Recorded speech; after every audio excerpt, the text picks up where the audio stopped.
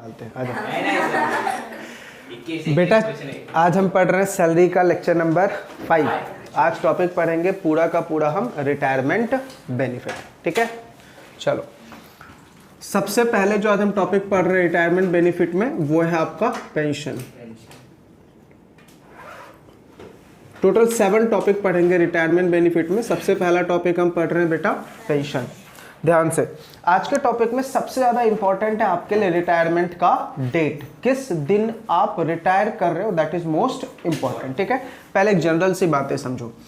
अपन अपने वाले previous year की बात करते हैं। हमारा प्रीवियस ईयर क्या है बेटा? 21-22। अगर बेटा मैं ऐसा तुझे बोलूं कि मैं 1 जनवरी 2021 को रिटायर किया, सॉरी 2022 को रिटायर किया, 1 जनवरी 2022 को रिटायर किया, तो इसके 2 इंप्लीकेशन बताओ।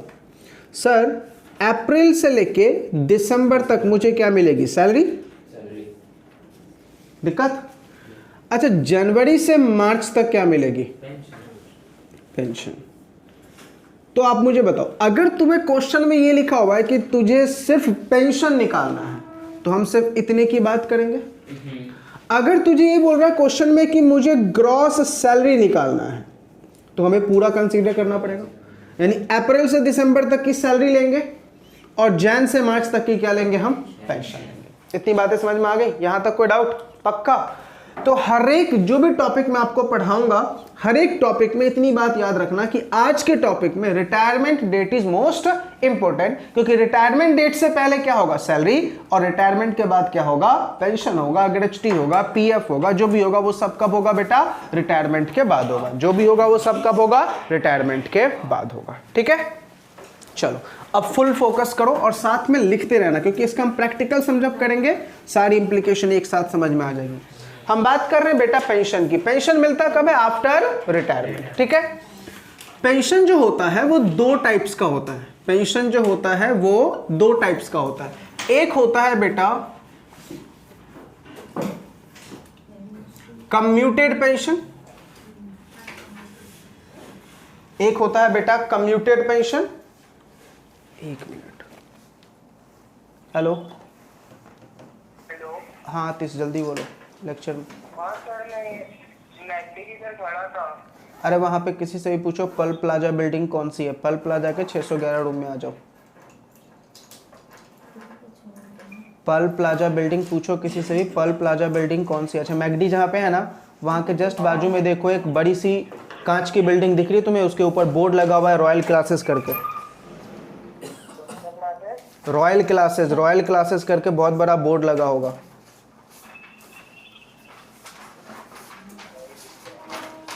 अरे स्टेशन मैगडी, कौन से मैगडी के पास कर, बस उसी बिल्डिंग में आ जाओ, 611 नंबर रूम, 6th फ्लोर पे। देखो मैंने क्या बोला, पेंशन में एक क्या होता है बेटा? कम्यूटेड पेंशन, और एक होता है non commuted pension. Non commuted pension, तो मैंने क्या बोला बेटा? एक होता है अपन का कम्यूटेड पेंशन और एक होता है नॉन कम्यूटेड पेंशन। ठीक है, पहले समझते हैं नॉन कम्यूटेड पेंशन क्या होता है।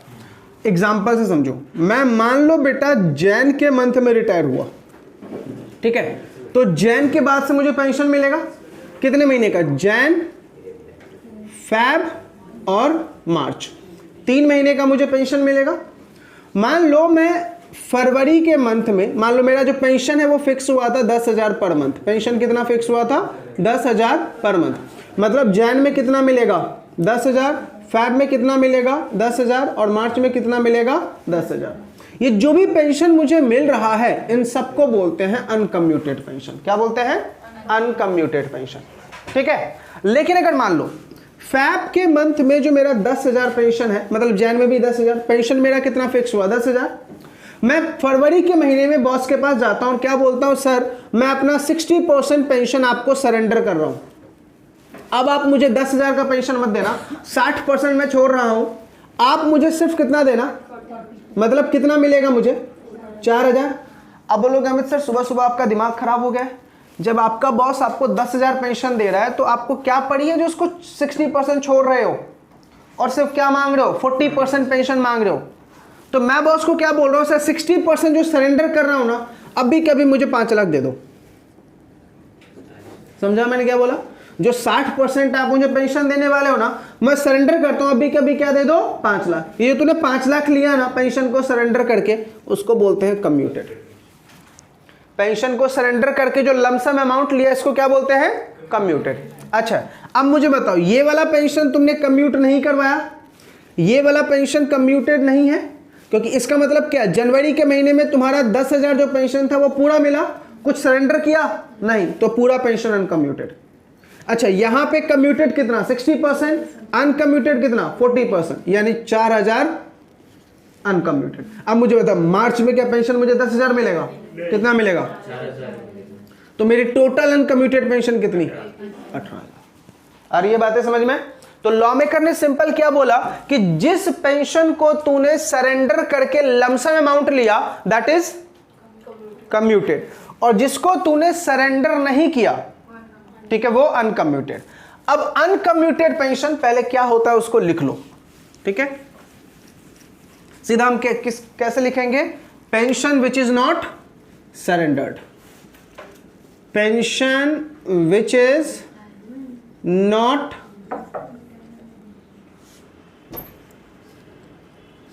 Pension which is not surrendered, उसको हम क्या बोलेंगे बेटा? Uncommuted pension. अन लिखो, नॉन की जगह पे अन लिखो। हाँ, pension which is not surrender क्या बोलेंगे बेटा उसको? Uncommuted pension. अच्छा, uncommuted pension is fully taxable whether it is government employee और non government employee. Uncommuted pension is fully taxable whether it is a government employ और non government employee. समझ में आया? तो अपन ने सीधा क्या बोला कि पेंशन जिसको तुमने सरेंडर नहीं किया, पेंशन जिसको तुमने सरेंडर नहीं किया वो क्या है बेटा? अनकम्यूटेड। जिस पेंशन को तू सरेंडर कर देगा वो क्या कहलाएगा? कम्यूटेड। वो बाद में बताता हूं, स्लैब रेट लगेगा नहीं, अभी पहले पेंशन कम्यूटेड और अनकम्यूटेड समझा? कोई डाउट यहां तक? पक्का? अब आ जाओ, कम्यूटेड पेंशन का मतलब क्या होता है? Pension which is surrendered and receive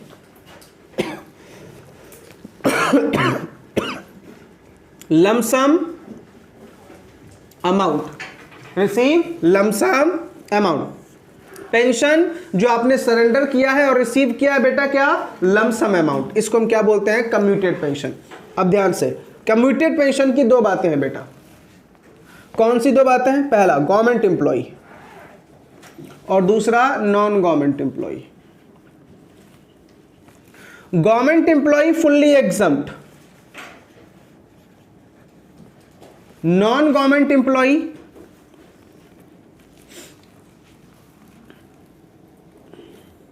partly taxable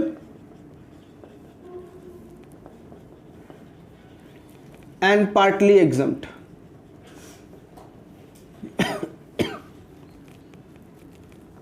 partly taxable और पार्टली एग्जम्प्ट। अब ध्यान से, कितना एग्जम्प्ट होगा? एम्प्लॉई रिसीविंग ग्रेच्युटी और एम्प्लॉई not receiving gratuity।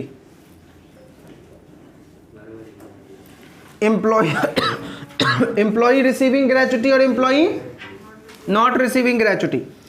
अगर ग्रेच्युटी रिसीव कर रहा है 1/3 ऑफ द पेंशन एग्जम्प्ट और रिसीव नहीं कर रहा है 1/2 of the pension exempt,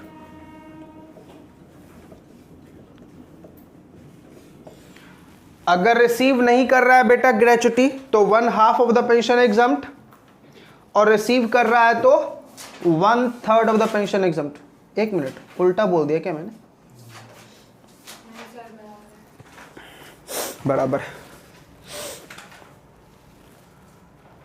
note करो पहले, फिर मैं इसको समझाता हूं।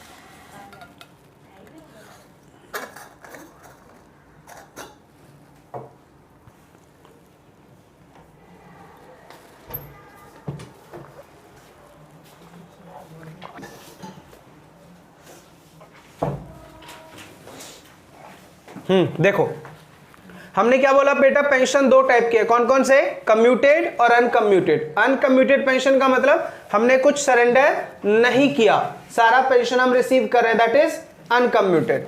और कम्यूटेड का मतलब हमने सरेंडर करके एक लमसम अमाउंट रिसीव किया है। अब पता कीजिए, आप गवर्नमेंट एम्प्लॉय हो तो कम्यूटेड पेंशन फुल्ली एग्जम्प्ट होता है, और अगर आप नॉन गवर्नमेंट एम्प्लॉय हो तो पता करो आपको ग्रेच्युटी मिल रहा है नहीं। ग्रेच्युटी मिल रहा है तो कितना एग्जम्प्ट होगा, 1/3, और ग्रेच्युटी नहीं मिल रहा है तो कितना एग्जम्प्ट होगा, 1/2। ठीक है, चलो अब इसका एक प्रैक्टिकल सम करते हैं तो आपको समझ में आ जाएगा। रफ करूं,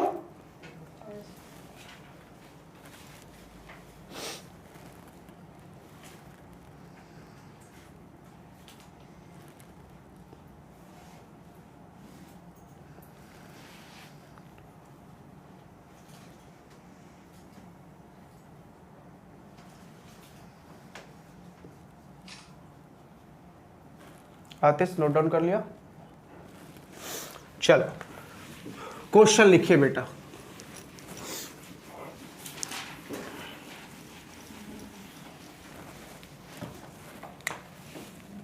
लिखो question. Mister C, employ of X limited, retired on 1st Jan 2022, retired on 1st Jan 2022, pension fixed 10,000 per month on 1st March 2022,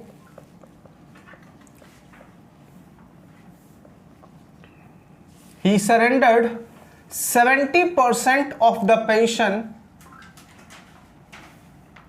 and receive rupees 6 lakh as consideration amount. His basic salary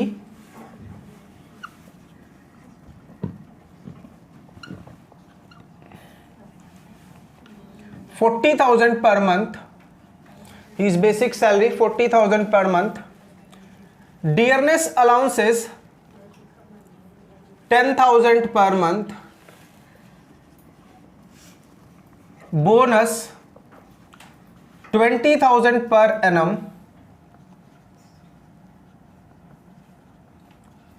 Commission 10,000 per month, 10,000 per annum. Children education allowance 300 per month for 3 children.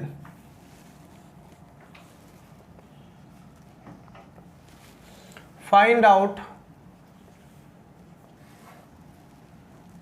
एक और चीज लिख लो,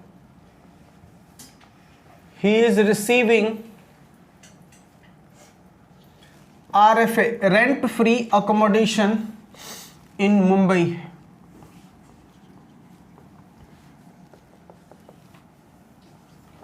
Find out gross salary. Find out gross salary. देखो question मैंने क्या लिखा है कि मिस्टर सी जो है वो एम्प्लॉई है एक्स लिमिटेड का, रिटायर कर रहा है 1 Jan 2022 को। पेंशन उसको 10,000 पर मंथ फिक्स हुआ है। 1 March 2022 को वो 70% पेंशन कम्यूट करवा रहा है और 6 लाख रुपए रिसीव किया। उसकी बेसिक सैलरी 40,000 पर मंथ है। डियरनेस अलाउंसेस 10,000 पर मंथ है।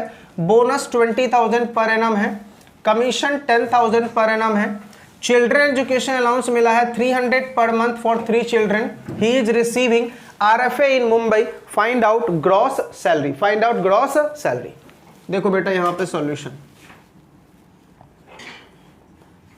सबसे पहले उसकी बेसिक सैलरी कितनी है 40,000 पर मंथ, तो 40,000 मल्टीप्लाइड बाय, ध्यान से देखना बेटा, रिटायर कब हुआ है 1 जनवरी को ना, 1 जनवरी 2022 को ना, इसका मतलब प्रीवियस ईयर 21-22 हो गया, तो अप्रैल से लेकर दिसंबर तक वो काम किया है, अप्रैल से दिसंबर तक क्या किया है, काम किया है, तो सैलरी कितने महीने की लेंगे 9 महीने की, यानी कितना आ जाएगा बेटा 3,60,000। कोई डाउट यहां तक? अच्छा, डियरनेस अलाउंस है उसको कितना मिला है बेटा 10,000 पर मंथ, तो 10,000 मल्टीप्लाइड बाय 9, 90,000 का उसको डियरनेस अलाउंसेस मिला है। फिर उसको बोनस मिला है बेटा, बोनस कितना मिला है उसको 20,000 पर एनम, 20,000 पर एनम। फिर कमीशन मिला है, कमीशन कितना मिला है 10,000 पर एनम मिला है। फिर उसके बाद चिल्ड्रन एजुकेशन अलाउंस उसको मिल रहा है 300 पर मंथ। ध्यान से देखना बेटा, यहां पे क्या लिखा हुआ है 300 पर मंथ फॉर 3 चिल्ड्रन, ऐसा नहीं लिखा हुआ है 3 चिल्ड्रन ईच। अगर 3 चिल्ड्रन ईच लिखा होता तो मैं मल्टीप्लाई 3 से भी करता। इसका मतलब क्या है, तीनों बच्चों का मिला के 300 रुपए मिल रहा है, ठीक है। तो टोटल अमाउंट कितना आ गया बेटा 3,600। अब आपको पता है इसमें से हम एग्जम्प्ट करते हैं लेस एग्जम्प्ट, कितना एग्जम्प्ट करेंगे 100, 2 बच्चों के लिए 12 महीने के लिए। समझ में आ रहा? एक बात मुझे बताओ, मैंने जो 12 से मल्टीप्लाई किया सही है या गलत है? गलत है ना भाई। कितने महीने 9 महीने के बाद तो वो रिटायर ही कर रहा है ना, तो आप यहां पे क्या लोगे 9। वो बातें समझ में आ रही मैं क्या बोल रहा हूं? रिटायरमेंट के बाद थोड़ी मिलेगा चिल्ड्रन एजुकेशन अलाउंस, रिटायरमेंट के बाद मिलेगा क्या? नहीं मिलेगा ना, इसलिए हमें कितना लेना बेटा 9। तो ये कितना आ गया 2,700, ठीक है। अब बताओ ये कितना आएगा 1,800 ना, 1,800। तो टैक्सेबल अमाउंट कितना आ जाएगा बेटा 900। समझ में आया यहां तक? किसी को कोई डाउट?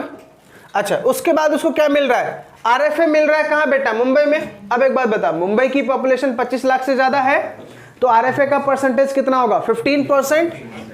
तो बताओ RFA के लिए सैलरी क्या था बेसिक वेज, DA कंडीशनल है क्या क्वेश्चन में? नहीं है ना, सिर्फ क्या लिखा हुआ DA। कंडीशनल के बारे में कोई इंफॉर्मेशन है तो नहीं लेंगे DA। बोनस लेंगे क्योंकि ये मनी बेनिफिट है, कमीशन लेंगे क्योंकि ये मनी बेनिफिट है, और चिल्ड्रन एजुकेशन अलाउंस लेंगे क्योंकि ये अलाउंस है और जितना टैक्सेबल है वो ले रहे। इसका कितना लेंगे 15%। बताओ कितना आएगा 380, 390, 390, 900 का निकालो जरा, 3,90,900 का 15%। 58,600। कोई डाउट यहां तक? पक्का?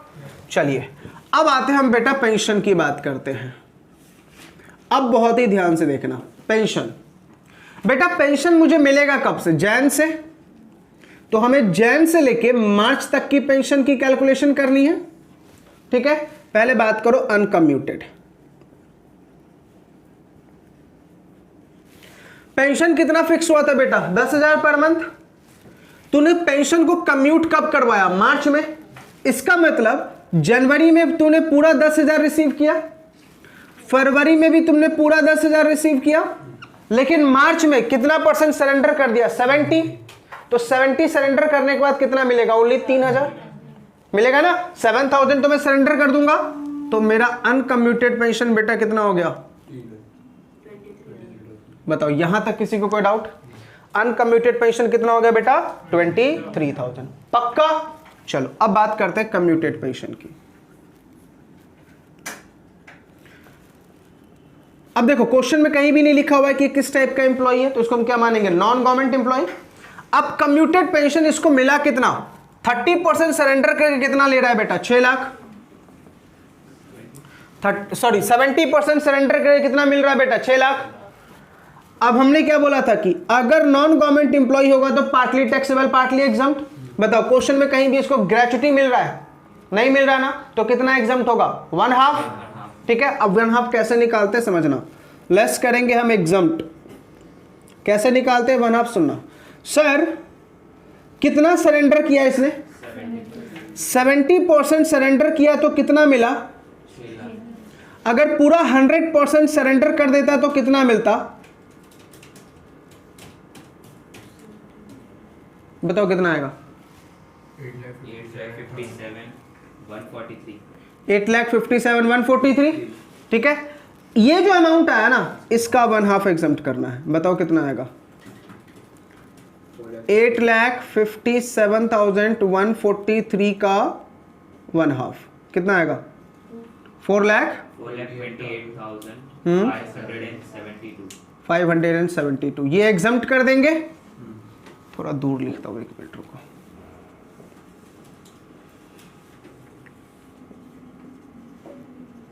$572 ना? टैक्सेबल अमाउंट बताओ। 428। सुनो बेटा कैसे कैलकुलेट किया, सुनो। हमारा कम्यूटेड पेंशन है कितना? 6 लाख। ठीक है, हमने सरेंडर कितना किया है? 70% को सरेंडर किया तो कितना मिला? 6 लाख। तो बेटा अगर पूरा 100% सरेंडर करते तो कितना मिलता? 8,57,143। इसका 1/2 क्या होगा? एग्जम्प्ट होगा। क्यों? क्योंकि मैं ग्रेचुटी रिसीव नहीं कर रहा हूं, ग्रेचुटी रिसीव नहीं कर रहा हूं, तो इसका 1/2 क्या हो गया बेटा? एग्जम्प्ट। बाकी सब क्या हो गया? टैक्सेबल। निकाल दो। ग्रॉस सैलरी कितनी आ गई जल्दी बताओ। ग्रॉस सैलरी कितना आया?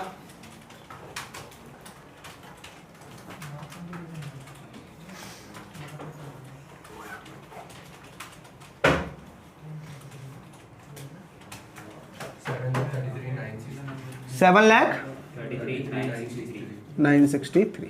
ये आपका क्या आ गया? Gross salary. आया समझ में सबको? पेंशन का कैलकुलेशन कैसे करना है? आपके एग्जाम में सिर्फ पेंशन का टॉपिक आएगा एमसीक्यू में कि सर पेंशन में कम्यूटेड कैसे निकालते हैं, अनकम्यूटेड कैसे निकालते हैं, 1 मार्क्स। समझा? चलिए नोट कीजिए।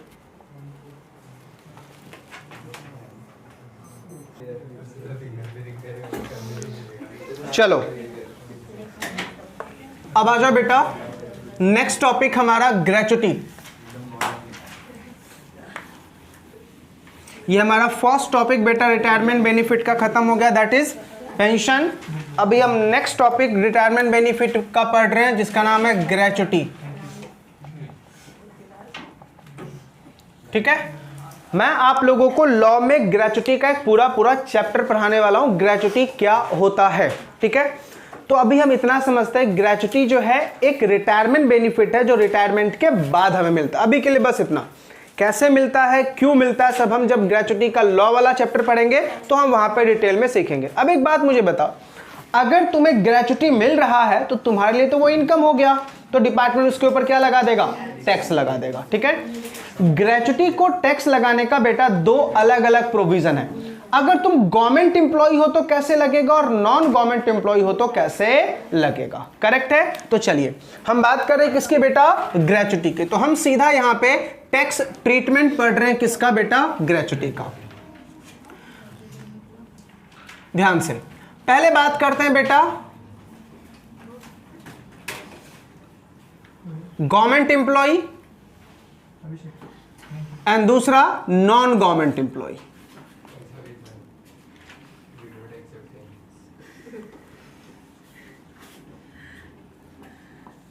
अब आपको समझ जाएगा लोग इंडिया में क्यों गवर्नमेंट जॉब में जाना चाहते हैं। आपने क्या देखा? गवर्नमेंट जॉब वालों का पेंशन क्या होता है? एग्जम्प्ट। ठीक है, अब यहां पे बेटा गवर्नमेंट एम्प्लॉय को और ग्रेचुटी मिला ना, तो अगेन ये क्या है बेटा? Fully exempt. क्या है बेटा? Fully exempt. ठीक है, अब बात करते हैं बेटा नॉन गवर्नमेंट एम्प्लॉय की।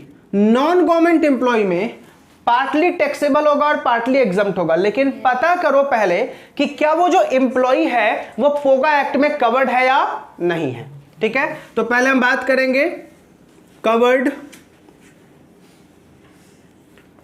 अंडर पोगा, और यहां पे कवर्ड नॉट अंडर पोगा। 1972 का बेटा ये एक्ट है, पोगा एक्ट 1972। बेटा इस एक्ट की मेरी एक अलग ही इंसिडेंस कहानी है। मैं मुंबई में जब फर्स्ट टाइम बेटा टीचिंग के लिए आया था ना, तो घाटकोपर में मुझे एक होम ट्यूशन मिला था, सॉरी घाटकोपर बोल रहा, ग्रैंट रोड में एक होम ट्यूशन मिला था सीए इंटर के बच्चे का। ठीक है, जब सीए इंटर के बच्चे का होम ट्यूशन मिला ना, तो किसी ने मेरी तारीफ थोड़ा ज़्यादा कर दी वहाँ पे कि जो बच्चा आपको पढ़ाने के लिए आ रहा है वो एलएलबी है। ठीक है, लेकिन जब मैं वहाँ पे गया तो मैंने बोला मैडम मैं ओनली सीएस हूँ। ठीक है, तो जब उस टाइम जब मैं आया था तो उस टाइम बेटा मैं सीएस का सिर्फ लास्ट ग्रुप मेरा बाकी था, सारे ग्रुप क्लियर थे, लास्ट ग्रुप मेरा बाकी था। ठीक है, मतलब बाकी इन द सेंस क्या हो चुका था वो नहीं थी। तो जब मैं आया, जब मैं उनके घर पे गया तो उनसे मैं ज़्यादातर सीएस के बच्चों को पढ़ाना चाहता था। सीए के सिलेबस में भी पेमेंट ऑफ ग्रेच्युटी एक्ट था। ठीक है, तो मैंने सिलेबस देख लिया था, फिर मैंने उनसे ही पूछा कि मैडम आप बताओ आपके सिलेबस में क्या क्या है, आपके सिलेबस में क्या क्या है। तो उन्होंने बताया, उन्होंने चैप्टर लिखा पोगा। मैंने कभी ऐसे चैप्टर का शॉर्ट फॉर्म निकाला ही नहीं था। ठीक है, उसने बोला सर पोगा है, पोबा है। ठीक है, मैं कंफ्यूज कि ये पोगा क्या होता है, पोबा क्या होता है, इससे पहले तो कभी मैंने पढ़ा नहीं। अब उन्होंने बोला सर एक डेमो चाहिए, और डेमो पता है कौन, उनके पापा भी सामने बैठे हुए थे, खुद चार्टेड अकाउंटेंट। अब अगर वो बोलते कि पोगा पे डेमो दो, तो मुझे तो पोगा पता ही नहीं चल रहा था क्या है। तो मैंने अपना जो सबसे बेस्ट चैप्टर था मेरा कंपनी लॉ का जनरल मीटिंग, उस पर मैंने डेमो दिया, सिलेक्शन मेरा हुआ। अब मैं वहाँ से आते टाइम में पूरी रास्ते परेशान, ये पोगा है क्या, पढ़ूँ तो कहाँ से पढ़ूँ। ठीक, मैंने अपने आए नोट्स उठाए, सीएस के सारे नोट्स उठाए, कहीं भी मुझे पोगा, और बार बार पेमेंट ऑफ ग्रेच्युटी एक्ट पे जाके देखता था लेकिन मुझे कहीं नहीं मिले। जब रात में सो रहा था अचानक क्लिक किया कि क्यों ना मैं सारे चैप्टर का मैं समरी बनाऊं। ठीक है, हर एक चैप्टर के मैंने समरी बनाए, तब पता चला कि नालायक ने पेमेंट ऑफ ग्रेच्युटी एक्ट को क्या बोला है, पोगा। नींद हराम कर दी थी उस नालायक ने, पोगा बोला कि सर पोगा है, पोबा है। मैं समझ ही नहीं पा रहा था चैप्टर कौन सा बोल रही है वो। तो देखो बेटा, अगर आप कवर्ड हो अंडर द पोगा और not covered under the POGA, payment of gratuity, पहले बात करते हैं बेटा कवर्ड। ध्यान से सुनो, जितना बोल रहा हूं उतना पहले सुन लो। लॉ मेकर क्या बोल रहा है, पहले ये बता बेटा तुझे ग्रेच्युटी मिला कि ना, मिला कितना।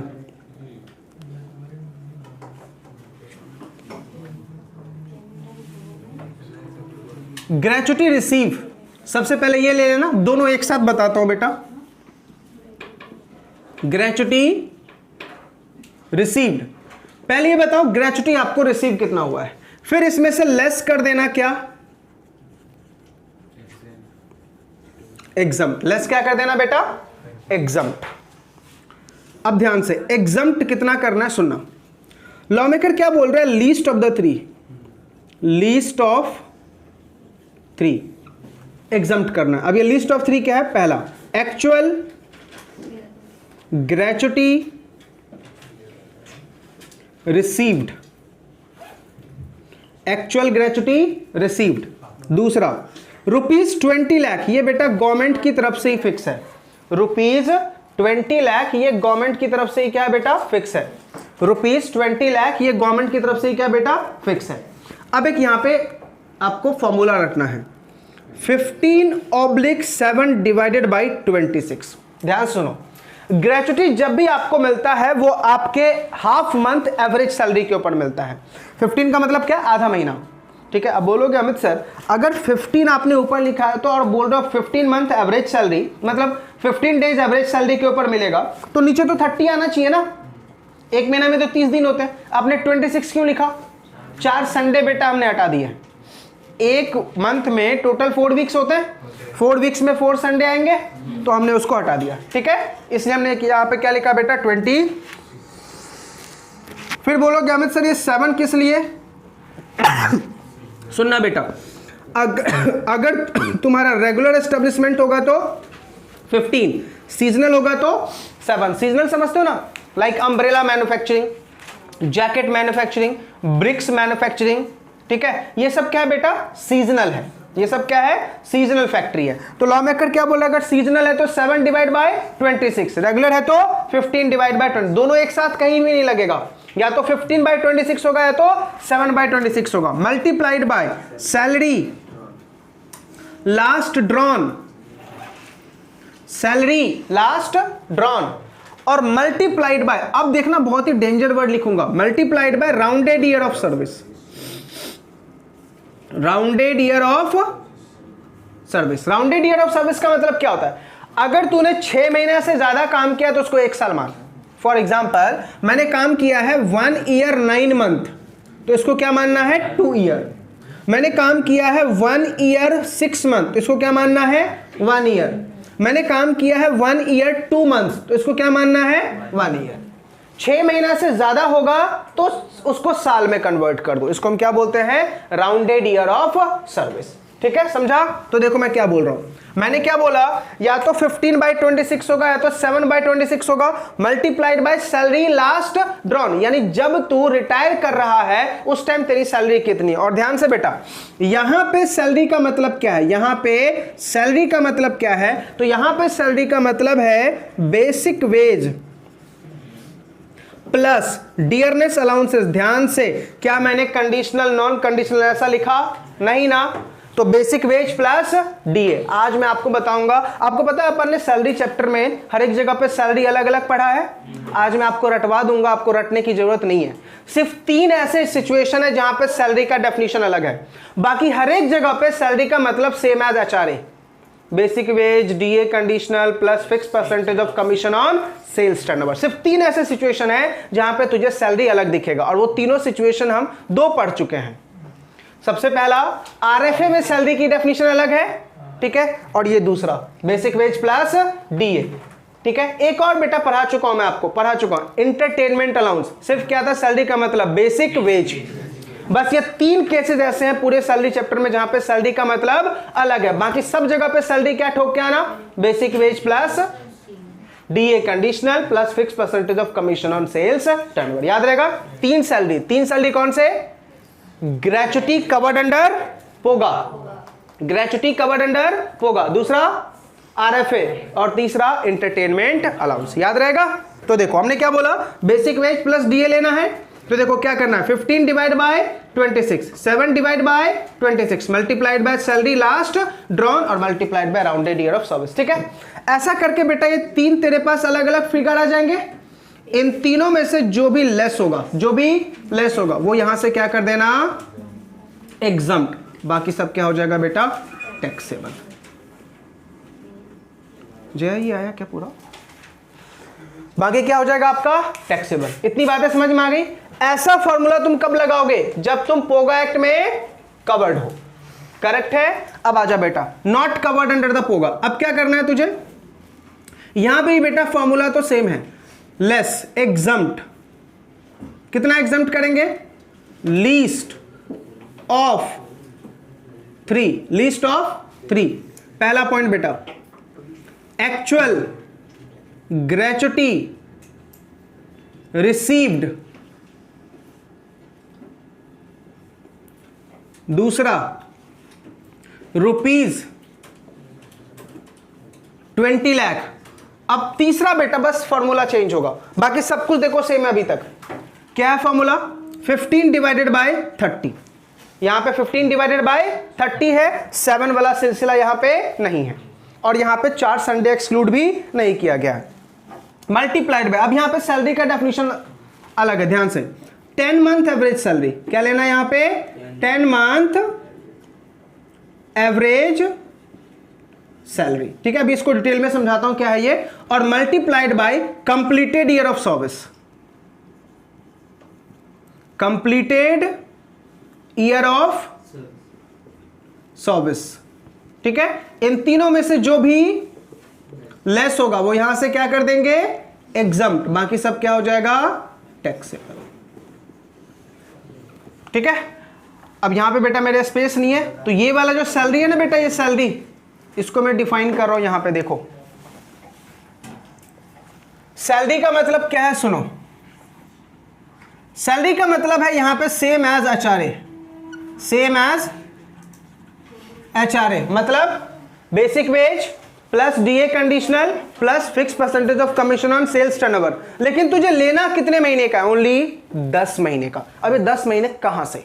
ठीक है, समझना। तो सैलरी का मतलब समझ में आ गया, सेम एज एचआरए, लेकिन 10 महीने की एवरेज लेनी है। सुनना पे ध्यान देना। अगर मान ले मैं रिटायर कर रहा हूं 1 मार्च 2022 को, 1 मार्च 2022 को मैं रिटायर कर रहा हूं, ठीक है। जिस दिन तुम रिटायर कर रहा है उसके पीछे के 10 महीने, कितने महीने? 10 महीने। बताओ 10 महीने कौन कौन से आएंगे? सर फरवरी, जैन, दिसंबर, नवंबर, अक्टूबर, सितंबर, अगस्त, जुलाई, जून, अप्रैल, मार्च, ठीक है ना?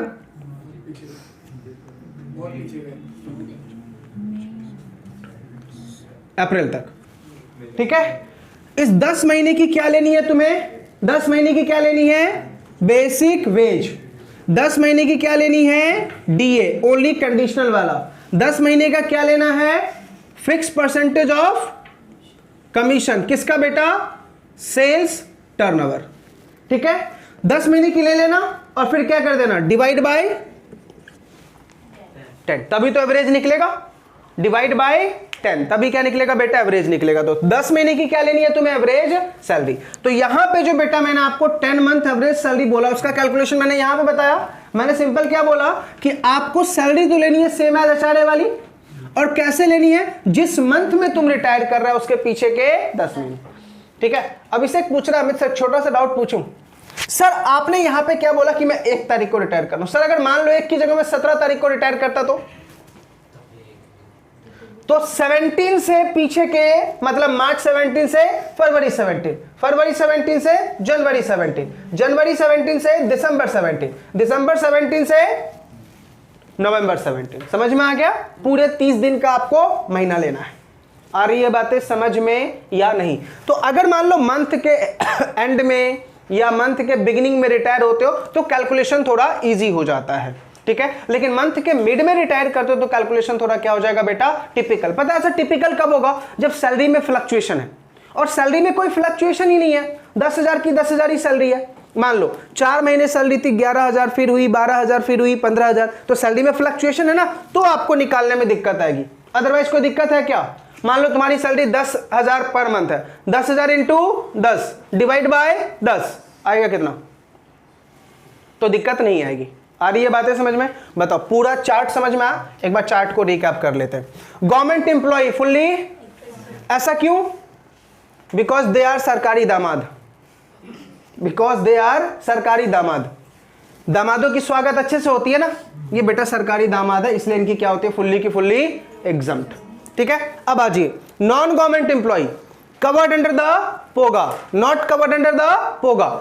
अगर कवर्ड अंडर द पोगा है तो हम क्या बोलेंगे? जितना ग्रेच्युटी रिसीव हुआ है उसमें से इन 3 में से जो सबसे कम होगा उसको हम एग्जम्प्ट कर देंगे, बाकी सब टैक्सेबल। 3 कौन कौन सी बेटा? एक्चुअल ग्रेच्युटी रिसीव 20 लाख, ये तो रट्टा हो गया ना, दोनों जगह पे सेम है, एक्चुअल ग्रेच्युटी और 20 लाख। अब फॉर्मूला यहां पे 15/7 डिवाइड बाय 26। 15 कब लेना है? रेगुलर। 7 कब लेना है? सीजनल। अच्छा 26 क्यों आया? 4 संडे हमने हटा दिए, ठीक है। अच्छा salary last drawn multiplied by rounded year of service, correct है। और यहां पे 15 डिवाइड बाय 30 10 मंथ की एवरेज सैलरी और मल्टीप्लाइड बाय कंप्लीट साल, जब तक कंप्लीट ना हो तब तक लेस मत करना, ठीक है। अब बेटा इसमें कुछ केस स्टडी पहले लिख लो, लिखो पहले।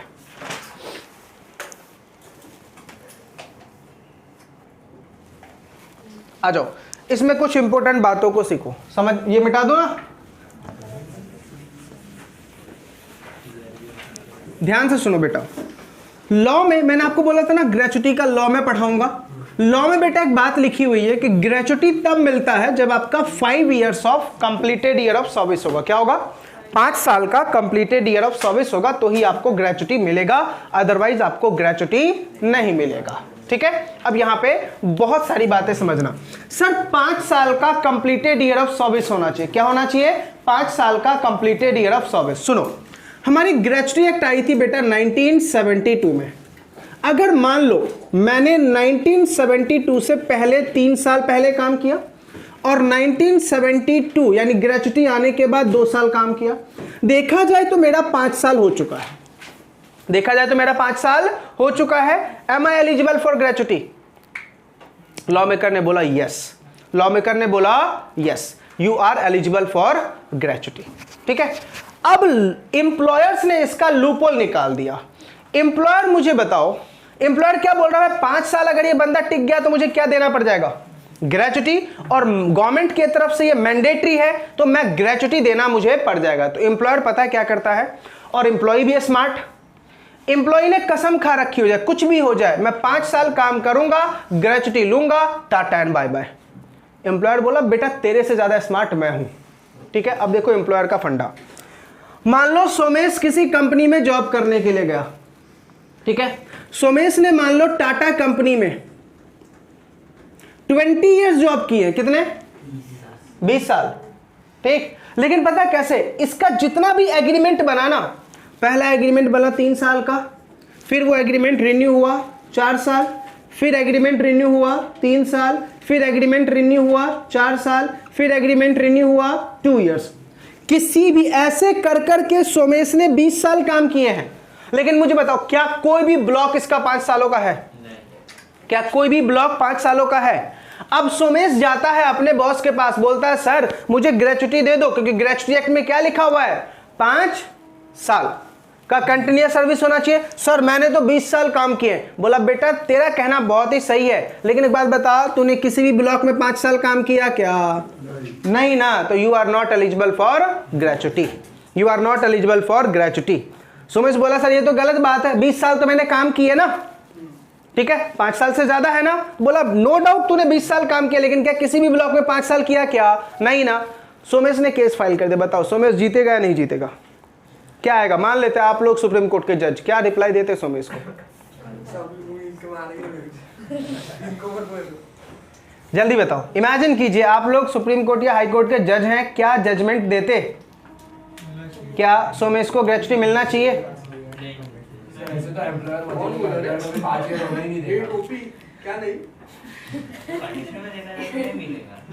अच्छा मुझे बताओ कितने बच्चे पहले ना के लिए हो? पहले हाथ खड़े करो, बस 1 2, दोनों टोपी। ठीक है, दोनों टोपी बेटा ना के लिए हो।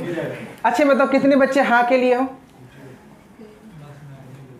बस, बाकी सारे नो कमेंट्स। नालायक को कुछ तो बोलो।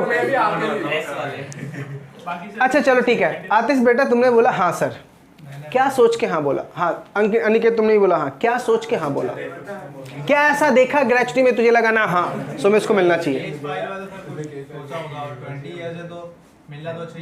लॉजिक, क्या लॉजिक? मैं पूछ रहा लॉजिक तो बोल रहा, लॉजिक तो तुम्हें कैसे पता चला कि सर भाई 5 साल से काम किया है? ऐसा क्या लिखा हुआ है ग्रेचुटी में जो तुम्हें ऐसा लगा नहीं 5 साल किया है, 5 साल से ज्यादा किया है, ग्रेचुटी मिलना चाहिए? एक बात मुझे बताओ, लॉ मेकर ने क्या बोला है? 5 इयर्स का कंटिन्यूअस सर्विस, 5 इयर्स का कंटिन्यूअस। एक बात मुझे बता, सोमेश का सर्विस तो कंटिन्यूअस है ना? तूने ये तो लॉ की लूपहोल निकालने के लिए एग्रीमेंट फ्लक्चुएशन बेसिस पे बनाया। समझ में आ रहा नहीं आ रहा? एग्रीमेंट तूने फ्लक्चुएशन बेसिस बनाया, लेकिन मैंने 5 साल से ज्यादा काम किया है नहीं किया। आ रही है बातें समझ में? अब ये what is the meaning of continuous service ये अभी नहीं बताऊंगा, क्योंकि अभी अगर बताने लगा तो 1 घंटा तुम मेरा खाओगे। वो बताऊंगा लॉ जब पढ़ाऊंगा। कंटिन्यूअस सर्विस का मतलब क्या है? मतलब क्या? सोमेश सदमे में आ गया, सर कंटिन्यूअस सर्विस मतलब संडे छुट्टी नहीं मिलेगी? मिलेगी। कंटिन्यूअस सर्विस में क्या आएगा क्या नहीं आएगा वो हम लॉ में पढ़ेंगे। इतनी बातें समझ में आ गई? ठीक, मिलेगा। 5 साल का कंटिन्यूअस सर्विस है ना भाई, तुम्हें ग्रेचुटी मिलेगा। ठीक है, 2 इशू समझ में आ गए। पहला इशू भाई 1972 के पहले भी काम किया वो भी काउंट करेंगे, और दूसरा इशू फ्लक्चुएशन बेसिस पे अगर तेरा जॉब है तो भी हम पूरा 5 साल एग्रीगेट काउंट करेंगे। करेक्ट है? एक बात बताओ, अब मैं जब 5 साल काम करूंगा तो मुझे ग्रेचुटी मिलेगा, और मेरा ग्रेचुटी एग्जाम्प्ट कितना होगा? 20 लाख तक, मैक्सिमम देखा जाए 20 लाख तक है ना। Least of the following 3। ठीक है, अब ध्यान से देखो बेटा, महिमा ने इस चीज को बहुत ही गौर से समझा। बोला अमित सर आज तो आपने मेरा दिल जीत लिया, देखो अब मैं क्या करूंगी जॉब में। सबसे पहले ये बेटा एक्स लिमिटेड कंपनी सबसे पहले बेटा इसने एक्स लिमिटेड कंपनी में ज्वाइन किया। ठीक है, कब ज्वाइन किया? मान लेते बेटा 21 की एज में महिमा को जॉब मिला। 26 तक इसने काम किया, 5 साल काम कर लिए, बोला sir tata and bye bye, gratuity दे दो, 8 लाख का इसको ग्रेच्युटी मिला। ठीक है, अब एक्स लिमिटेड से शिफ्ट करके वाई लिमिटेड। ठीक है, अब यहां पे 26 से लेके 31 तक काम किया, फिर 5 साल काम किए, 9 लाख का ग्रेच्युटी मिला, टाटा एंड बाय बाय। फिर वाई के बाद जेड लिमिटेड, फिर 31 से लेके बेटा 5 साल और 36 तक काम किया, 10 लाख का ग्रेच्युटी मिला, फिर टाटा एंड बाय बाय। उसके बाद फिर जेड से बेटा रिवर्स मार के ए लिमिटेड, 36 से लेके बेटा 41, फिर ऐसे करके नालायक ने बी लिमिटेड 41 से 46, फिर सी लिमिटेड 46 से 51, और फिर बेटा डी लिमिटेड 51 से 56 ना, हाँ, फिर बेटा ई लिमिटेड 56 से लेके 61। बस इसके बाद बोला अब नहीं, बहुत हो गया, इतना काफ़ी है। वो बोल रही है सर आपने तो ये भी बहुत ज़्यादा बोल दिया, मैं तो यहीं पे सरेंडर करने वाली थी, आपने तो इतना बहुत ज़्यादा बोल दिया। अब एक बात मुझे बता बेटा, इसने पूरा गेम खेला है, सब जगह 5 साल की कबड्डी खेली, ग्रेच्युटी लिया, निकला। सवाल मेरा ये है, हर एक एम्प्लॉयमेंट पे 20 लाख एग्जाम्प्ट होगा? देखा जाए तो भाई यहाँ 8 लाख मिला, 20 लाख से कम एग्जाम्प्ट, यहाँ 9 लाख मिला, 20 लाख से कम मिला एग्जाम्प्ट, यहाँ 10 लाख मिला, 20 लाख से कम मिला एग्जाम्प्ट। क्या ऐसा है? डिपार्टमेंट ने बोला बेटा 20 लाख पूरा मिला के। अब पता कैलकुलेशन क्या होगा, जब उसने एक्स लिमिटेड में काम किया तो कितना मिला? 8 लाख, तो 8 लाख तेरा एग्जाम्प्ट हो गया। अब अगली कंपनी के लिए तेरा लिमिट बचा 12 लाख। हम 20 लाख की लिमिट लिखते हैं ना, लिमिट लिखते हैं ना 20 लाख, अब उसमें से कितना माइनस कर देंगे? 8 लाख तेरा एग्जाम्प्ट हो गया ना, अब कितना लिमिट बचा? 12 लाख। अब यहां पे तूने कितने एग्जाम्प्ट करवा लिए? 9 लाख, तो अब यहां पे लिमिट कितना बचेगा? 3 लाख। आ रही है बातें समझ में या नहीं? पक्का मैक्सिमम 20 लाख। अगर मान लो ऐसा बोला होता 20 लाख पर एम्प्लॉयमेंट, आपको ये लगता मैं तो कबड्डी खेलता 5 साल फिक्स, कितनी भी कसम दे ले मैं रुकने वाला नहीं हूं, कोई भी कसम दे दे, हाँ बस ये बता ग्रेच्युटी कितना मिल रहा है, ग्रेच्युटी दो, टाटा एंड बाय बाय। समझ में आ रहा नहीं आ रहा? ये 3 सिचुएशन समझ में आया? दूसरा, एक बात मुझे बता, मैं किसी कंपनी का एम्प्लॉय, मुझे ग्रेच्युटी मिल रहा है, मेरे हैंड में टैक्सेबल कहां? Under the head salary. मैं मर गया, मेरी ग्रेच्युटी मेरी फैमिली वाले को मिली, कहां taxable? Under the head other source. इसको क्या बोल देंगे? Family gratuity. याद है ना, हमने सदियों पहले अदर सोर्स का चैप्टर पढ़ा तो उसमें पढ़ा था फैमिली पेंशन। उस कितना एग्जाम्प्ट होता था? 1/3 और 15,000 per annum, which ever is less. यहां पे कोई ऐसा सीन नहीं है बेटा, entire gratuity will be taxable in the hands of family under the head other source. याद रहेगा? पक्का केस स्टडी समझ में आया? ग्रेच्युटी वाले पॉइंट, ज्यादातर क्वेश्चन इसी पॉइंट पे आपको पूछेंगे कि ग्रेच्युटी का जो 20 लाख का लिमिट है ये पर कंपनी है या aggregate of all? Aggregate of all. 5 years का जो लिमिट है वो बेटा फ्लक्चुएशन ऑफ जॉब है या एग्रीगेट? एग्रीगेट 5 इयर्स का लिमिट। ठीक है, अच्छा ध्यान से,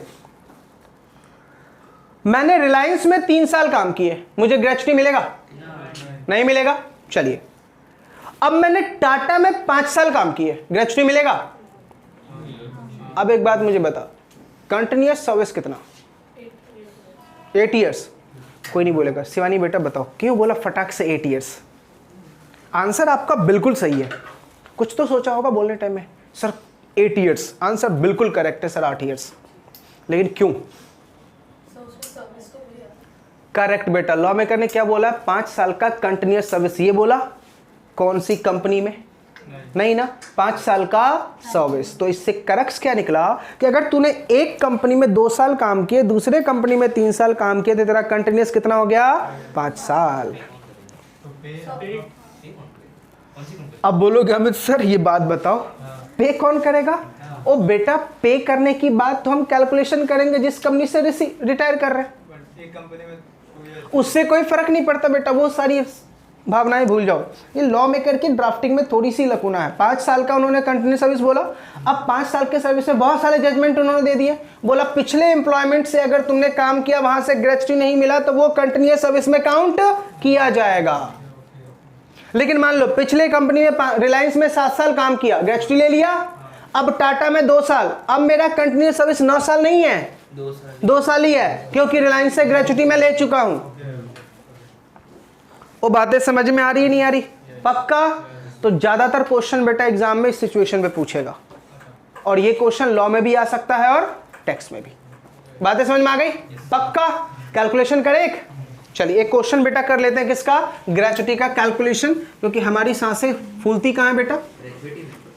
कैलकुलेशन में। नालायक, ग्रेचुटी में क्यों फूलेगी भाई? कैलकुलेशन में। आजा बेटा क्वेश्चन लिखो। मिस्टर टिकटॉक, एक minute, miss TikTok,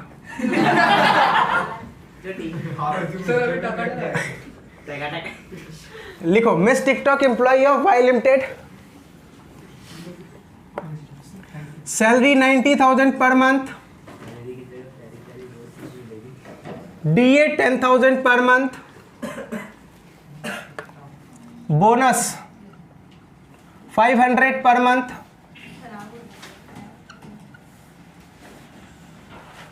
commission 100 per month,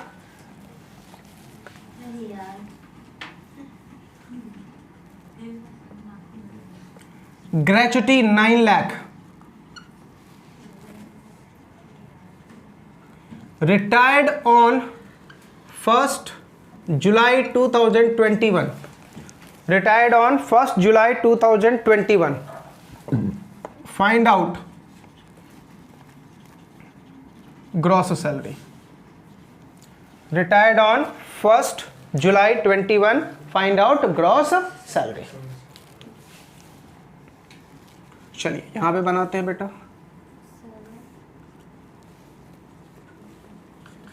सबसे पहले देखो बेटा, रिटायर कब हुआ है? 1 जुलाई 21 को, तो बता दे जरा प्रीवियस ईयर कौन सा हो गया? 21, 22। अब आ जाओ, बेसिक सैलरी कितना है बेटा? 90,000 मल्टीप्लाइड बाय, कब रिटायर कर रहा है बेटा? जुलाई में ना, इसका मतलब अप्रैल मई जून, 3 महीने की सैलरी लेंगे, तो 90,000 इंटू 3, 2 लाख। अच्छा, डियरनेस अलाउंसेस कितना है भाई? 10,000, तो 10,000 मल्टीप्लाइड बाय 3, 30,000। अच्छा क्वेश्चन में एक और लिख दो बेटा, चलो छोड़ दो। बोनस कितना? 500 मल्टीप्लाइड बाय 3, कमीशन कितना? 100 मल्टीप्लाइड बाय 3,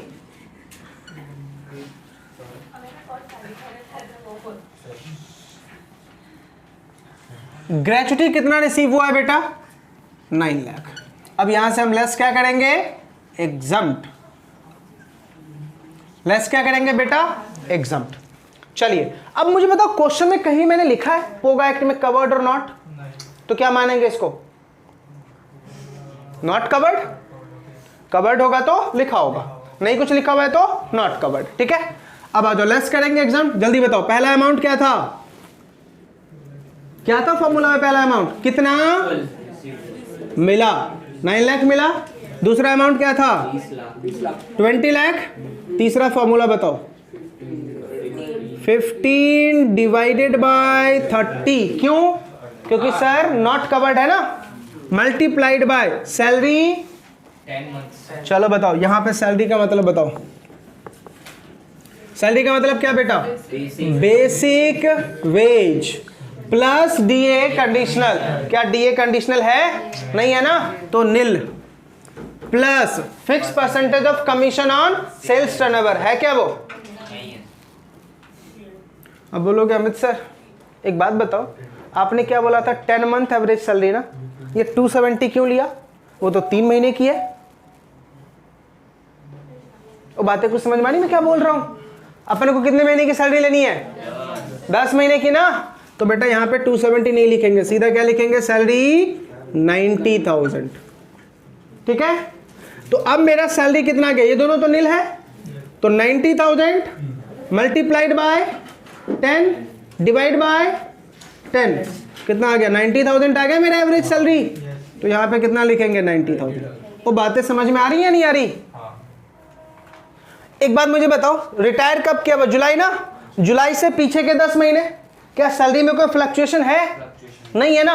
तो 90,000 multiplied by 10 divide by 10, average salary कितनी आ गई 90 और multiplied by completed year of service. अब मुझे बताओ क्वेश्चन में कोई इंफॉर्मेशन है कंप्लीटेड का? यही बेटा मिसिंग था। अब लिख लो यहां पे सर्विस कंप्लीटेड कितना डाल दो, 30 इयर्स डाल दो।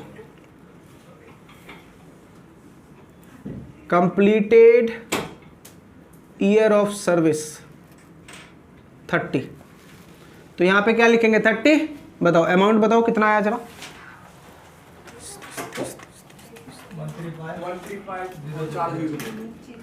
135 मतलब 13,50,000।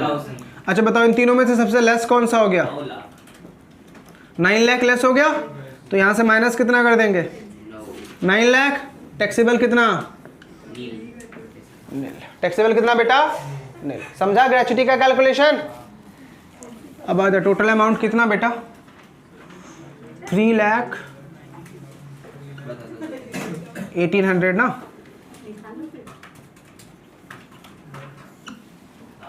ये है ना, ये आपका आ गया क्या बेटा? Gross salary. किसी को कोई डाउट? सर 90,000 क्यों लिया? क्योंकि बेटा सैलरी का डेफिनेशन क्या था? Basic wage, DA conditional. अब डीए कंडीशनल है क्या? नहीं है। फिक्स परसेंटेज ऑफ कमीशन है क्या? नहीं है, इसलिए 90,000। लेकिन 90,000 ये तो बेटा अपन की पर मंथ सैलरी है ना, अपन को पीछे की 10 महीने की सैलरी लेनी है, इसलिए 90,000 इंटू 10 डिवाइड बाय 10 क्यों डिवाइड किया? एवरेज।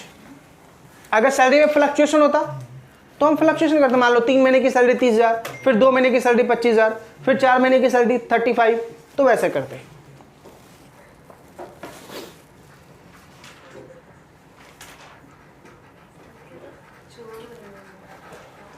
साहिल एंड हर्ष समझा? श्री समझा? आपको श्री तुम्हें नहीं समझा? बोलो ही मत। तीसरी बार पढ़ रहा है, नालायक बोल रहा है, नहीं समझा। सर लेकिन मॉड्यूल में ना वो लोग डीए कंडीशन नहीं दिया ना तो उसको अज्यूम कर रहे थे कि वो लोग कंसीडर ना एग्जाम में मत करना, करना तो नोट लिख के आ जाना, नोट लिख के आना। कौन था ये?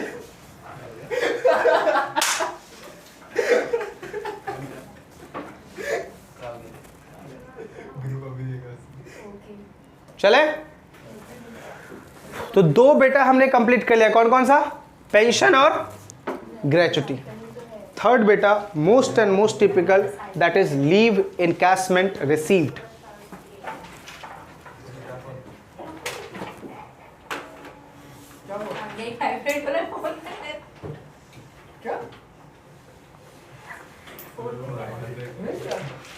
जया फ्रेश पेज लो, नहीं आएगा उसको।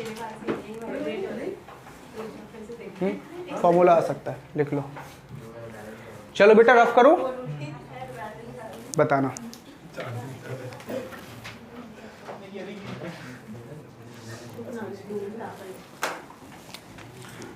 थर्ड बेटा हम पढ़ रहे हैं लीव इनकैशमेंट रिसीव्ड। सुनो, सबसे पहले बेटा लीव इनकैशमेंट होता क्या है? लीव इनकैशमेंट का मतलब है कि आपका एम्प्लॉयर आपको छुट्टी भी दे रहा है और पैसे भी देगा। छुट्टी भी दे रहा है और पैसे भी देगा। आप पूछोगे अभी सर ऐसे एम्प्लॉयर कहाँ मिलते हैं? इधर ही मिलते हैं। लेकिन अपन को बेटा लॉ नहीं पता होता। वैसे लीव इनकैशमेंट का प्रोविजन है कि हर एक कंपनी में आपको एम्प्लॉयर क्या देगा बेटा? छुट्टी देगा। लेकिन उसके लिए कंडीशन है, कम से कम आपको 240 डेज पूरे साल में काम करना होगा। 240 डेज मतलब आउट ऑफ 365 डेज आप अगर 240 डेज के लिए ऑफिस जाते हो तो you are eligible for LER। अब ये कंटिन्यूस नहीं है बेटा, बस 365 में से 240 दिन तुझे काम करने हैं, then you are eligible for LER, leave encashment. ठीक है, अब मुझे बताओ लीव इनकैशमेंट मुझे मिल रहा है मतलब फोकट के पैसे, फोकट के ही हो गए ना, काम नहीं कर रहा हूं फिर भी क्या मिल रहा है, पैसा मिल रहा है। तो ये बेटा लॉ मेकर क्या बोला, इसके ऊपर हम क्या लगा देंगे, टैक्स। अब छोटा थोड़ा सा पहले लॉ समझ लो। अगर तुमने 240 डेज काम किया, हर एक 20 डेज के वर्क पे तुम्हें एक दिन की छुट्टी मिलेगी विथ कैश। विथ कैश कहने का मतलब क्या, मान लो छोटी ने बेटा 320 दिन काम किए पूरे साल में, क्या एलिजिबल है, क्योंकि 240 से ज्यादा है। कितने दिन की छुट्टी मिलेगी, हर एक 20 डेज के वर्क पे इसको एक दिन की छुट्टी मिलेगी, तो डिवाइड बाय 20, बताओ कितनी छुट्टी बनी पूरे साल की, 16 बनी ना, 16 छुट्टी बनी, तो 16 छुट्टी के लिए एलिजिबल है। और 16 छुट्टी का इसको क्या मिलेगा, मनी। ठीक है, अब सुनना, मान लेते हैं ये छुट्टी 21-22 में इसका बना, और छुट्टी बना, इसने क्या बोला भाई 16 छुट्टी के पैसे कितने बने, तो इसका मान लो एक दिन का सैलरी था 1000 रुपए, तो 16 मल्टीप्लाइड बाय 1000, 16,000 रुपए। ये बॉस के पास गई, सर पैसे दो शॉपिंग जाना है। कहने का मतलब क्या, इसने बेटा उसी साल ये पैसे ले लिए। अगर आपका लीव इनकैशमेंट बना, जिस साल बना उसी साल तूने पैसे ले लिए, fully taxable whether you are a government employ और नॉन गवर्नमेंट एम्प्लॉय। समझा, ठीक है। लेकिन इसने क्या बोला, नहीं नहीं मुझे पैसे रिटायरमेंट के टाइम पे लेने हैं। ठीक है, तो अगर इसने पैसे को एक्युमुलेट करवा दिया, मतलब फ्यूचर में लेगी, तो क्या बोला, पार्टली टैक्सेबल पार्टली एग्जम्प्ट। कितना एग्जम्प्ट होगा कितना टैक्सेबल होगा वो सीखेंगे। इतनी बातें समझ में आई। जिस साल तेरी छुट्टी बनी उसी साल तूने पैसा ले लिया, तो fully taxable whether you are a government employ और नॉन गवर्नमेंट एम्प्लॉय। लेकिन तूने लीव को क्या किया, पैसे को एक्युमुलेट करवा दिया। ठीक है, तो क्या होगा, पार्टली टैक्सेबल पार्टली एग्जम्प्ट। ठीक है सर, लीव एक्युमुलेट हो सकता है, यस वो भी हो सकता है, लेकिन मैक्सिमम कितना थोड़ी देर में समझेंगे। पहले इतनी बातें समझ में आ गई, बेस क्लियर हुआ। अब आ जाओ, अगर तुम्हें लीव इनकैशमेंट मिलता है तो देखो दो बातें। पहली ये बताओ, इमीडिएट इनकैश है क्या या एक्युमुलेट है? इमीडिएट इनकैश है या एक्युमुलेट है? अगर इमीडिएट इनकैश है तो fully taxable whether you are a government और नॉन गवर्नमेंट। ठीक है, और एक्युमुलेट किया है तो पार्टली टैक्सेबल पार्टली एग्जम्प्ट। आ रही है बातें समझ में?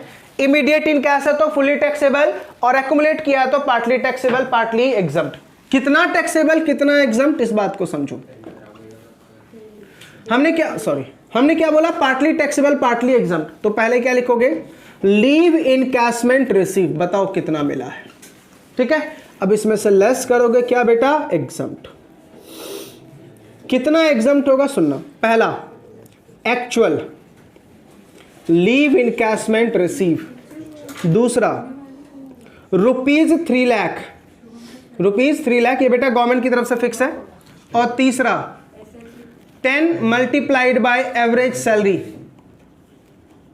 10 मल्टीप्लाइड बाय एवरेज सैलरी, और चौथा है बेटा average salary multiplied by leave unavailed as per income tax. Leave unavail as per income tax. इन चारों में से जो सबसे कम होगा उसको यहां से एग्जम्प्ट कर देंगे, और बाकी क्या आ जाएगा बेटा, टैक्सेबल। अब बोलोगे अमित सर सारी बात आपकी समझी, एक्चुअल लीव इनकैशमेंट समझा, 3 लाख समझा, 10 इंटू एवरेज सैलरी समझा, average salary multiplied by leave unavailed as per income tax. Sir ये क्या है leave unavailed as per income tax? बस आपको इसको निकालने में आपकी यही दिक्कत है, बस यही एक प्रॉब्लम है, बाकी सब कुछ ठीक है। अब ध्यान से बेटा कैसे निकालते हैं उसको समझना। हम क्या पढ़ रहे हैं बेटा, leave encashment leave unavailed as per income tax. तो सुनो इसका फॉर्मूला क्या है, शांत, leave unavailed as per IT act. ठीक है, देखो कैसे निकालते हैं। सबसे पहले total leave as per IT act, total leave as per IT act minus leave availed. Total leave as per IT act minus leave availed. पहले ये पता करो कि तुम्हारा इनकम टैक्स के अकॉर्डिंग टोटल लीव बनता कितना है। बता इनकम टैक्स क्या बोलती है? इनकम टैक्स क्या बोलता है कि ये आपको कैसे निकालना है, टोटल लीव कैसे निकालना है। तो बोला every completed year of service पे, every completed year of service पे आपको कितना लीव मिलेगा बेटा? 30 डेज का लीव मिलेगा। कितना लीव मिलेगा? 30 डेज।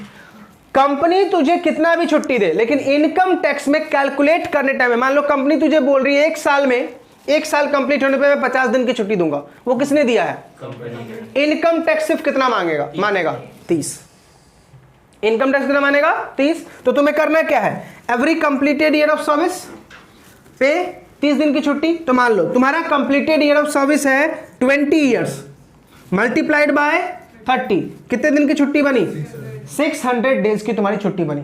अब मान लो इसमें से तुमने 300 दिन की छुट्टी मार ली है, तो बची कितनी छुट्टी?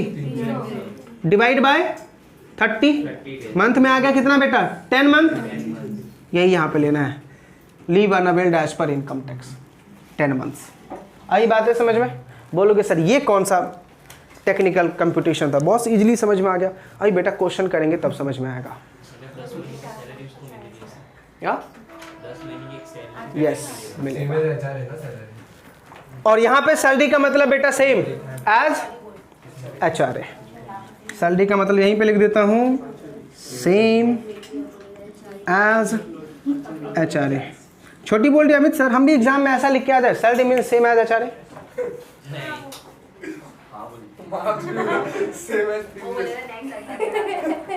वो बोलेगा बेटा next attempt we will meet again.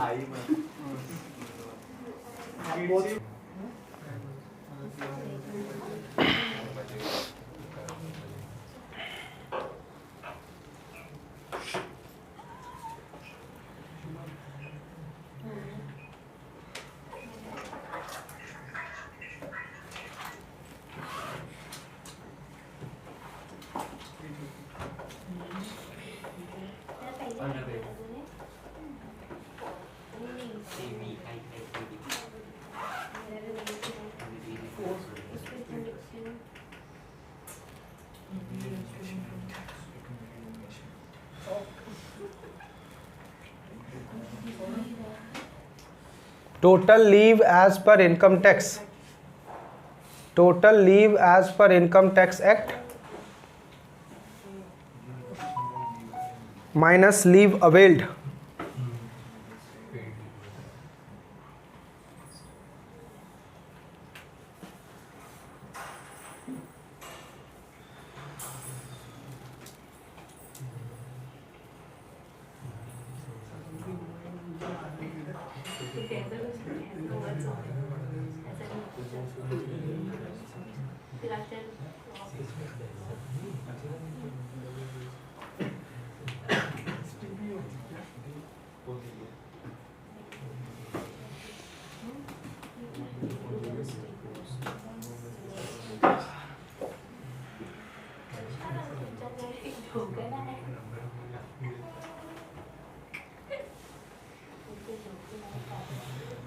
Rough करो।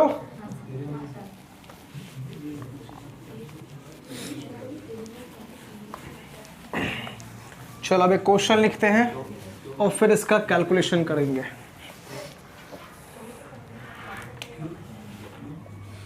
लिखो क्वेश्चन। मिस्टर सी बेटा एम्प्लॉई है,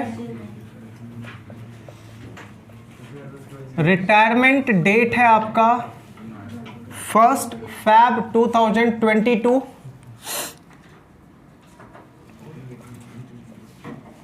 इसकी बेसिक सैलरी है 10,000 पर मंथ। डीए है 120% of basic salary. Forming part of retirement इसके बाद इसको बेटा लीव इनकैशमेंट रिसीव हुआ है, LER रिसीव हुआ है 2,40,000 का on accumulated leave of 240 days, accumulated leave of 240 days. He was entitled 20 days, sorry, he was entitled 40 days leave for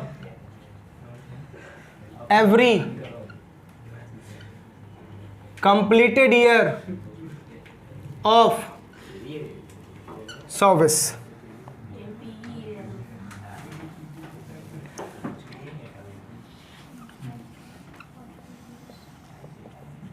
completed year of service है इसका बेटा, कंप्लीटेड ईयर ऑफ सर्विस है 24 years and 4 months. Find out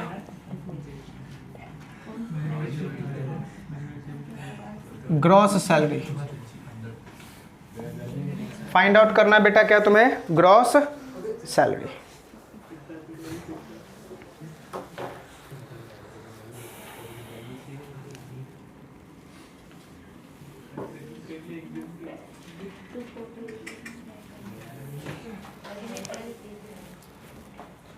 retirement date दे रखा है आपको, basic salary दे रखा है, DA दे रखा है, LER दे रखा है, और उसको कंपनी की तरफ से कितना लीव मिल रहा है बेटा, 40 डेज.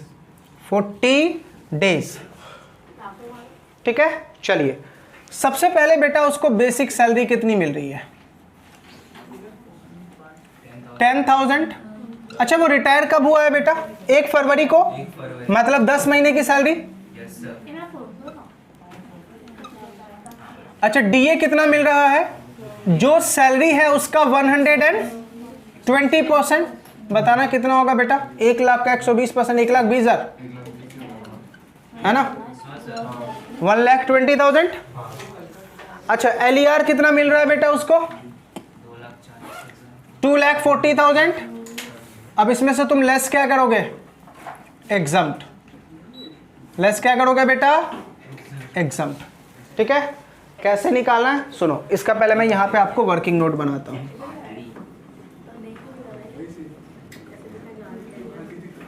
फॉर्मूला क्या था बेटा, एक्चुअल लीव इनकैशमेंट रिसीव, दूसरा क्या था रुपीज, तीसरा क्या था 10 into average salary. 10 into average salary. एक बात मुझे बता, वो सैलरी तेरी 10 महीने की है, तो हम देखो सैलरी कैसे निकालेंगे.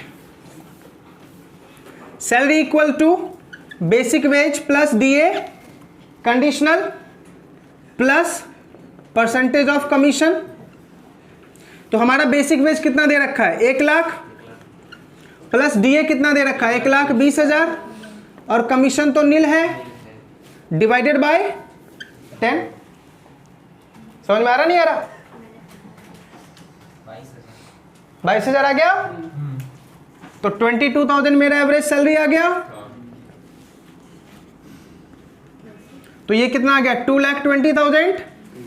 बेटा 10 महीने की सैलरी ले ली 1 लाख, और 10 महीने का DA ले लिया. तो क्या लिखा हुआ है, DA पूरा पूरा कंडीशनल है. ठीक है. चलिए अब थर्ड क्या निकालते हैं बेटा, average salary multiplied by leave unavailed. अब देखो लीव अनअवेल्ड कैसे निकाल रहा हूं, यहां पे देखना, लीव अनअवेल्ड. ठीक है. एक बात मुझे बताओ, क्या तुम्हारे क्वेश्चन में लीव अवेल्ड दे रखा है, ये लिखा हुआ है लीव के लिए एंटाइटल कितना हो, क्या बोला 40 इयर्स हर एक साल पे. एक बात मुझे बताओ, एज पर कंपनी तेरी लीव कितनी बनी, 24 इयर्स तूने काम किया है, मल्टीप्लाइड बाय 40 यानी 960 तेरा लीव बना, टोटल बना. तो 960 को अगर मैं मंथ में कन्वर्ट करूं तो कितना महीना आ जाएगा बेटा, सॉरी कितना आएगा? 32 एक मिनट, सर, लेकिन आईटी एक्ट के अकॉर्डिंग एक मिनट रुको तो सही। 32 आएगा। हाँ सर,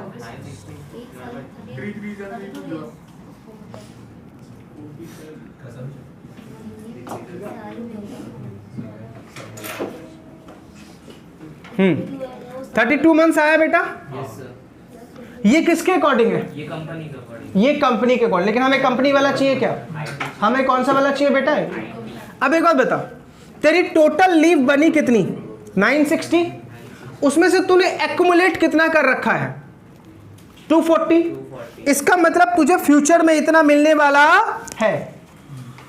ये फ्यूचर के लिए हो गया ना, ये एक्युमुलेट हो गया। एक्युमुलेट का मतलब क्या होता है? फ्यूचर। इसका मतलब तूने कितनी छुट्टी मार दी है? 720। बातें समझ में आई? हमने छुट्टी कितनी मारी वो निकाल ली। अब हमारे लिए कैलकुलेशन इजी हो जाएगा। हमारा लीव अवेल्ड कितना है? 720। अब बता, इनकम टैक्स अकॉर्डिंग कितना मिलता है? एज पर आईटी एक्ट कितना है बेटा? 30 मल्टीप्लाइड बाय कितने साल काम किए हैं? 24। 720 है ना। इनकम टैक्स अकॉर्डिंग कितनी बनी? 720। इसमें से क्या लेस करते हैं? Leave availed. कितनी छुट्टी मार दी है तूने? 720। तो ये क्या बचेगा? नील। तो इसको किससे मल्टीप्लाई करेंगे? नील। अब बताओ 22,000 को नील से मल्टीप्लाई करेंगे तो क्या आएगा? नील। अब कोई ये मत बोलना सर माइनस 22,000 22,000 को नील से मल्टीप्लाई करेंगे, नील ही आएगा। तो सबसे छोटा कौन सा हुआ? एग्जाम्प्ट भी कितना होगा? तो टैक्सेबल कितना? तो ग्रॉस सैलरी कितना? 4,60,000। एक बच्चे से बेटा ऐसे ही पूछा मैंने, इसमें से सबसे छोटा कौन सा? एक बच्चे से बेटा मैंने ऐसे ही पूछा क्लास में, इसमें सबसे छोटा कौन सा? बोलता सर 2,20,000। सर ऐसे छोटे लोग ही रहेंगे बोलने में।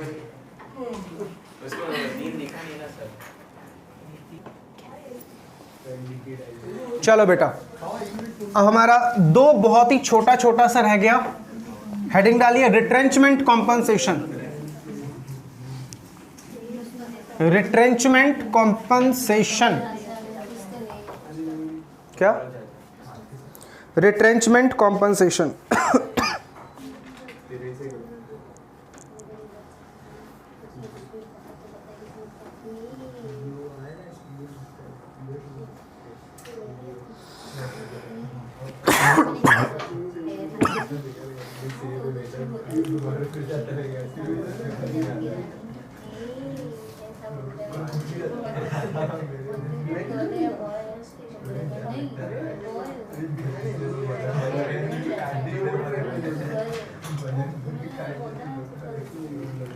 देखो बेटा, रिट्रेंचमेंट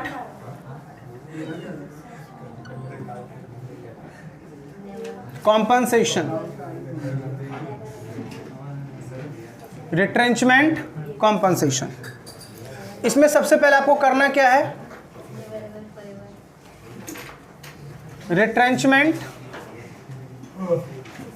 कॉम्पनसेशन रिसीव्ड वो लिख लीजिए और लेस कर देना है क्या बेटा? Exempt. Least of 3, least of 3। कौन से 3 हैं? देखो, पहला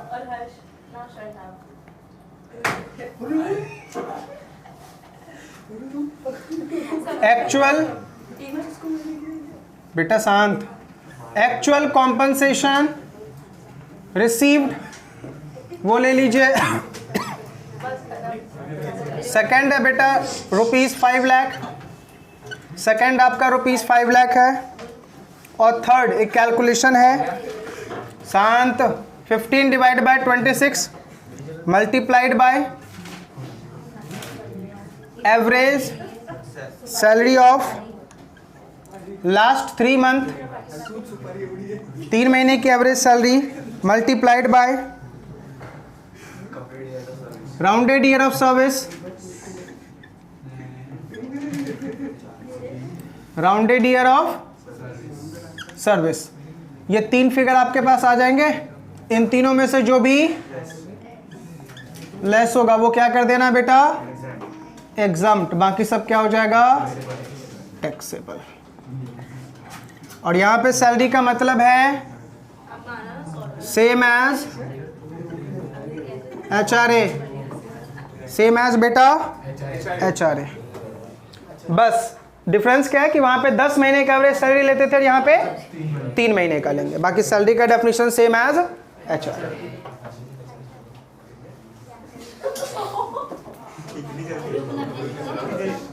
बेटा शांत, कितना शोर मचा रहे हो। नेक्स्ट लेक्चर से बुला ही होती है। सन्नाटा दिखेगा।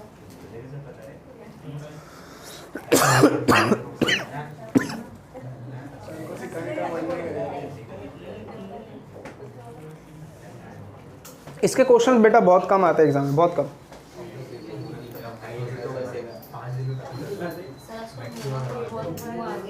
क्या गया है, क्या गया है? अच्छा आपने बोला ना इसमें आता है अभी ना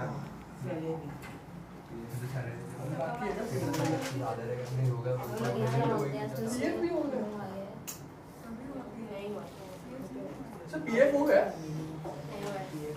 वही तो बोला हो गया। ये तो बैठ के भी पूछा होगा, अब तो नहीं पूछे।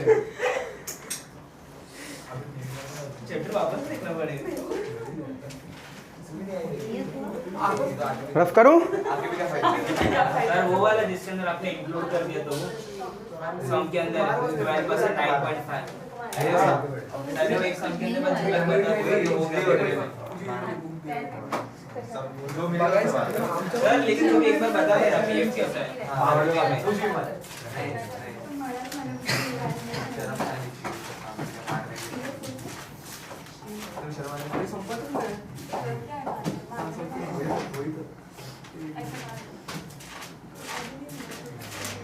नहीं हो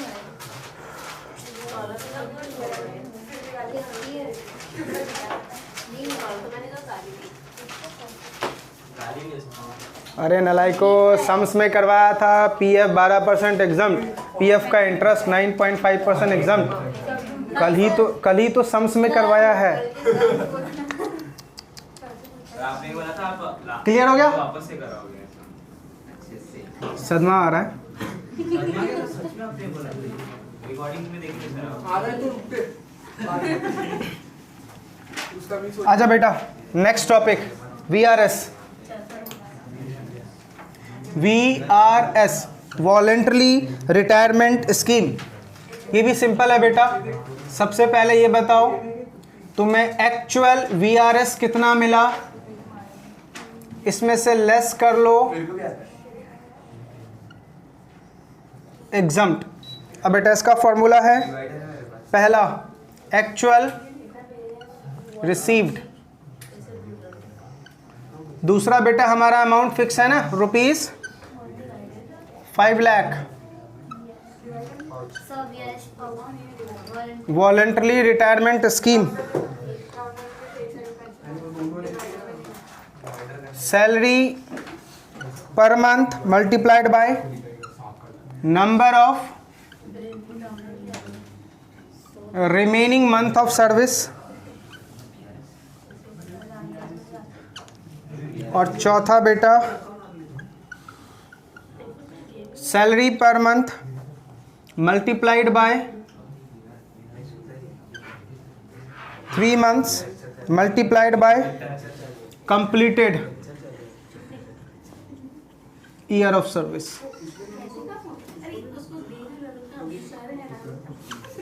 इन 4 में से बेटा जो भी लेस होगा, बेटा शांत, कितनी बातें करते हो, इन 4 में से जो भी लेस होगा वो क्या हो जाएगा, एग्जम्प्ट। बाकी सब क्या हो जाएगा, टैक्सेबल।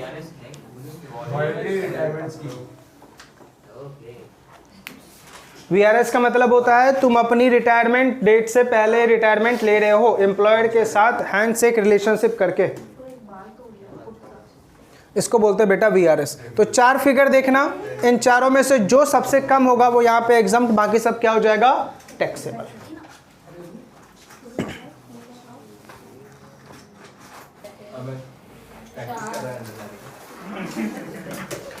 VRS हमने कर लिया। अब बेटा last topic of this chapter, अभी तक हमने जो भी किया इससे हमें क्या पता चलता है, ग्रॉस सैलरी। अभी तक हमने जो भी पता किया इससे क्या पता चलता है बेटा, ग्रॉस सैलरी। ठीक है, अब देखो ग्रॉस सैलरी में से हम माइनस करते हैं क्या बेटा, deduction under section 16, deduction minus करते हैं अंडर सेक्शन 16 का। अब ध्यान से देखो 16 में कितने डिडक्शंस हैं, 16 में बेटा 3 डिडक्शंस हैं। एक है आपको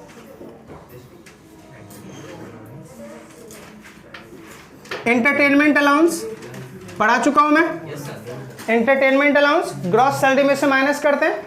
जल्दी बताओ एंटरटेनमेंट अलाउंस कैसे माइनस करते हैं, 3 था, क्या था, एक्चुअल, दूसरा ₹5000 और तीसरा 20% ऑफ सैलरी।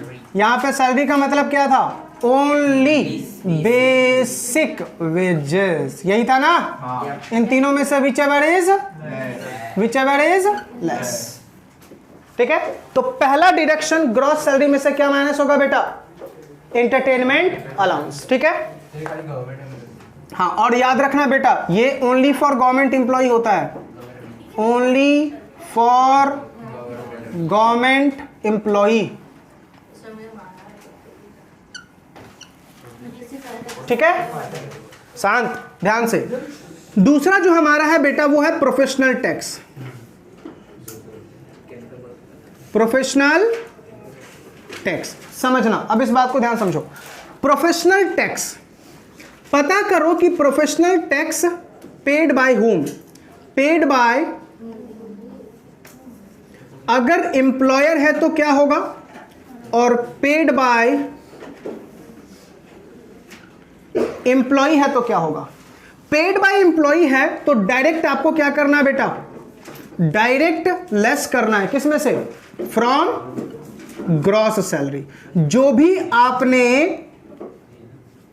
प्रोफेशनल टैक्स पे किया है, किसने, एम्प्लॉय ने, सीधा ग्रॉस सैलरी में से लेस कर दो, डायरेक्ट, कोई इफ एंड बट नहीं होगा, जितना भी अमाउंट आपने पे किया है। ठीक है, अच्छा, लेकिन अगर आपका पेड बाय एम्प्लॉयर है तो इसके 2 स्टेप है बेटा। Step 1, first aid into gross salary. एक बात मुझे बताओ, मेरा प्रोफेशनल टैक्स मेरा एम्प्लॉयर भर रहा है तो मेरे लिए इनकम ना, भाई मेरा प्रोफेशनल टैक्स तो मैं खुद भरूंगा ना। अगर एम्प्लॉयर भर रहा है तो मेरे लिए वो इनकम, तो पहले ग्रॉस सैलरी में उसको ऐड कर दो।